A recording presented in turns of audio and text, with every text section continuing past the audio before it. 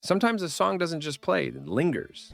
It crawls under your skin, rewiring memories you thought you'd forgotten.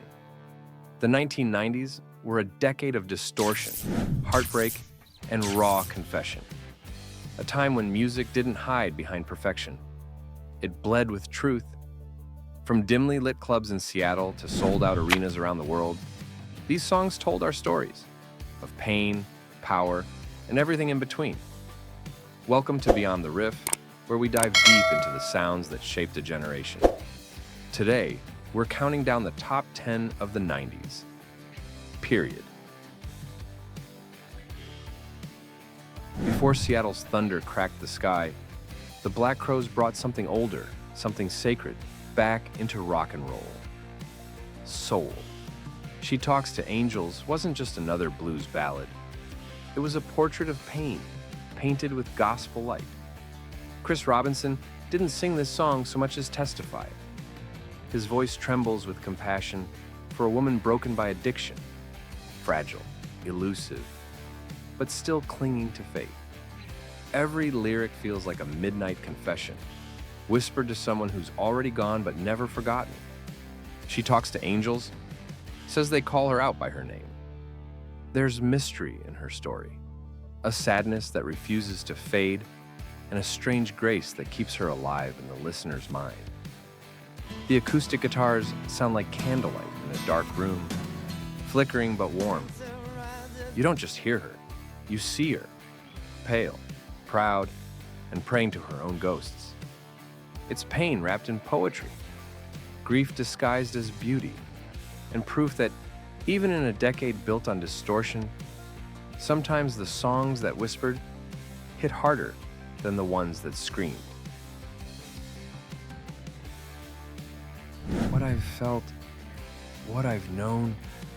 When Metallica released the Black Album in 1991, they weren't just redefining their sound, they were reshaping what heavy metal could feel like.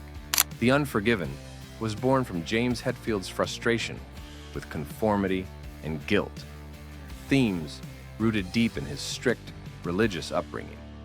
He wanted to write something personal, something cinematic, something that traded the band's trademark speed for space and meaning. Working with producer Bob Rock, Metallica layered acoustic guitars over dark horn samples and slow, crushing riffs, a deliberate contrast to everything they'd done before. It was metal, yes, but this time, it breathed. The song tells the story of a man shaped and ultimately broken by the world's expectations. Every verse is a wound reopened, every chorus a refusal to surrender. Hetfield's voice doesn't just carry anger, it carries weariness, the sound of someone realizing that rebellion comes with its own chains. Never free, never me, so I dub the Unforgiven. It's heavy, haunting, and deeply human, a confession disguised as a metal anthem. The Unforgiven marked the moment Metallica grew up, proving that even the loudest bands can find power in silence and soul in steel. Billy Corgan once said he wrote 1979 in a single burst of memory, a moment when sound and feeling collided. He was 27, but he was chasing the ghost of his 14-year-old self. After finishing the dense, heavy walls of melancholy and the infinite sadness, Corgan felt something was missing, a song that captured the quiet ache between youth and adulthood. One night, he sat with a drum loop, a simple guitar riff, and a line that came out like a sigh. Cool kids never have the time. From there, everything fell into place. The hazy loops, the subtle beat, and that hypnotic vocal. It all felt like the flicker of a streetlight on a summer night. 1979 isn't about rebellion, it's about reflection. It's not angry, it's wistful. It's that drive home after the party, windows down, realizing that everything you're living will one day feel far away. Corgan layered the song with a heartbeat rhythm, deliberately making it feel like it never ends, like memory itself looping. It's the soundtrack to growing up without meaning to. The moment you realize childhood slipped away and you didn't even see it go. Whatsoever I've feared has come to life. Chris Cornell once described "Fell on Black Days" as his attempt to explain that strange moment when, without warning, everything in your life feels wrong, even when it looks right. He wrote it alone, quietly, in 1993, during the sessions for Super Unknown. There were no loud riffs or heavy effects at first, just Cornell's haunting voice and a few chords that lingered like thoughts you can't shake. He later said the song wasn't written in despair, but in confusion. That unsettling sense of emotional drift when the light fades for no reason. When Soundgarden finally recorded it, the band surrounded his words with slow, tense instrumentation. Riffs that move like fog, bass that hums like distant thunder. It's not melodrama, it's recognition. Cornell doesn't cry out, he confesses. You can hear the exhaustion, the bewilderment, the quiet collapse. So what you wanted to see good has made you blind. Fell on Black Days isn't about an event. It's about a state of being. It doesn't just describe darkness, it embodies it. The sound of depression given grace, where every note aches but never begs for pity. Something kind of sad about the way that things have come to be. When Tool released Stinkfist in 1996, it was less a song and more a philosophical experiment disguised as rock. Written by Maynard James Keenan, it confronted one of the darkest realities of modern life: desensitization. He saw a generation numbed by overexposure, chasing extremes just to feel alive. The title itself, deliberately provocative, was never meant to shock for shock's sake. It was meant to unsettle, to make you question what it takes to move you anymore. During the making of Enema, Keenan's lyrics blended social commentary with raw psychology, while drummer Danny Carey built intricate, trance-like rhythms that pull listeners into hypnosis. The song rises and falls in deliberate tension, equal parts chaos and control. Adam Jones's guitar tone feels surgical, cutting through layers of distortion until it hits bone. Relax, turn around, and take my hand. That single line feels like an invitation and a warning, a descent into truth. Stinkfist isn't just about physical numbness, it's about spiritual decay. It's not meant to comfort, it's meant to confront. It's more than music. It's a mirror held up to a society that stopped feeling anything at all. I wonder if we'll smile in our coffins. By 1994, Pantera had become the loud, unfiltered heartbeat of a frustrated generation. And "I'm Broken" was their defining roar. Written during the recording of Far Beyond Driven, the song came from guitarist Dimebag Darrell and vocalist Phil Anselmo, at a time when the band was battling exhaustion, injuries, and fame's creeping toxicity. Dimebag's riff began as a soundcheck jam, a warped groove that felt both mechanical and human, grinding but alive. When Anselmo heard it, he poured in the words like gasoline on a match. The lyrics weren't just about pain. They were about living with it, learning from it, weaponizing it. "I'm broken."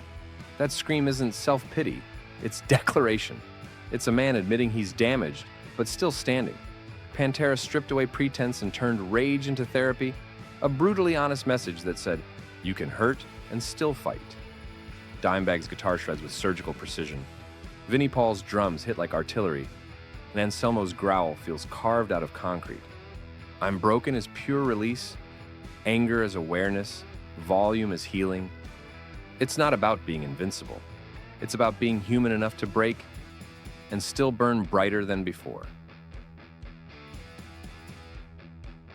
Times have changed and times are strange.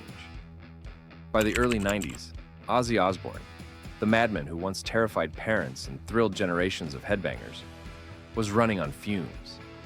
Decades of chaos, addiction, and excess had left scars deeper than fame could hide.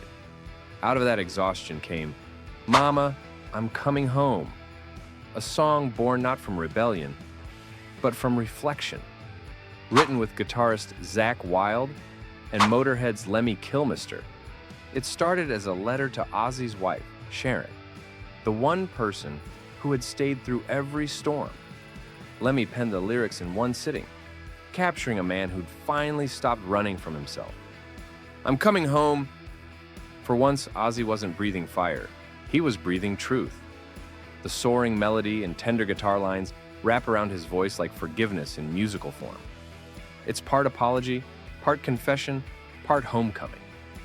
You can hear the fatigue in every note, but also the relief of finally slowing down. When the wildest man in rock admits he's tired, the whole world listens. Mama, I'm Coming Home isn't about surrender. It's about survival.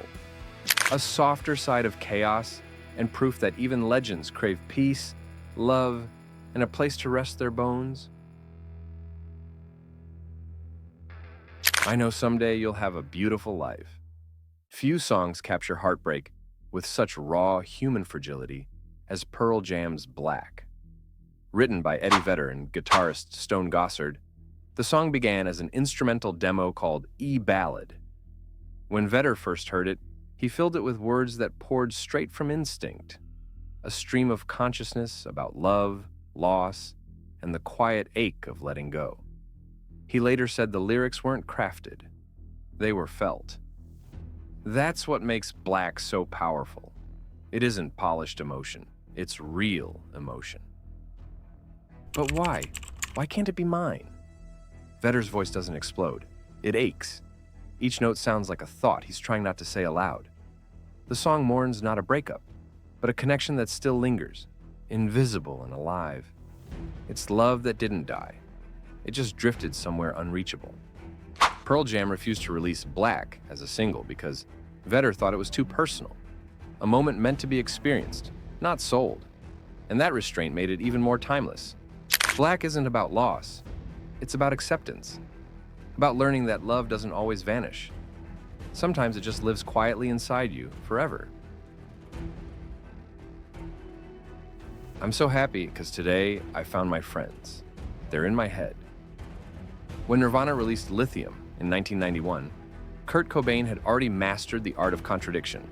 The song came to him like a mood swing, a collision between euphoria and emptiness. He once described it as being about a guy who turns to religion after his girlfriend dies. But beneath that story lies something more personal. A man trying to convince himself he's okay. Cobain wrote Lithium alone in his Olympia apartment, scribbling lines that danced between sincerity and sarcasm. The soft verse, loud chorus dynamic that Nirvana perfected, becomes emotional whiplash here. Calm acceptance one moment, chaotic eruption the next. It's joy, balanced precariously on despair. Sunday morning is every day for all I care. Each yeah from Cobain sounds like both laughter and a cry for help. The manic highs of someone pretending to find peace while quietly breaking. Chris Novoselic's bass drones like a pulse. Dave Grohl's drums explode like panic. And Kurt's guitar tears through the silence like a nervous tick. Lithium is messy, brilliant, and deeply human.